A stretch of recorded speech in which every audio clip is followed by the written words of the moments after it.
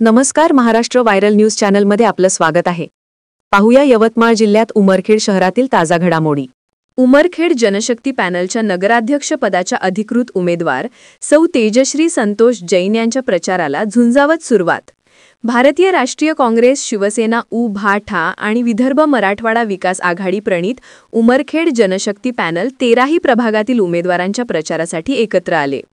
मी प्रथम सौ तेजश्री संतोष जैन मी जनशक्ती पॅनल कडून उभी आहे।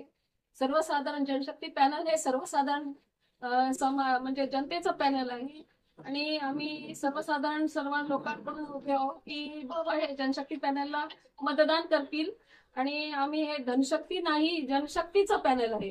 लोकांनी असं हे विचार करावं नाही की हा सर्वसाधारण लोकांचे मतदान आम्ही विकास करण्यासाठी सर्व सामान्य जनतांना सगळ्या लोकांना सोबत घेऊन आम्ही हे पॅनलचा विकास करण्यासाठी उभे आहोत।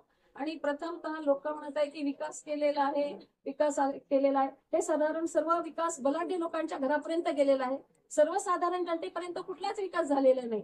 आम्ही आता काल इंद्रायणी नगर मध्ये 4 नंबर वार्डमध्ये गेलो होतो, पण इतके ती चढताना चढत पडत खाली असं चढ उतार त्या लोकांची एवढ्या समस्या आहे की बिलकुल नाही, त्या लोकांना पाणी नाही, एक वेळेस तरी निदान पाण्याची तरी सोय जावी, घराघरापर्यंत पाणी तरी त्यांना मिळावं असं आमची इच्छा आहे। आणि आम्ही एकच की जनशक्ती पॅनलला निवडून द्यावं, जनशक्ती पॅनलला नाही। आणि आम्ही पूर्णपणे थोडाफार जसं विकास येतो त्या हिशोबाने आम्ही निधी मिळाला तर आम्ही त्याच्यातून आम्ही विकास करू असं आमचं सर्व जनतेला आव्हान आहे।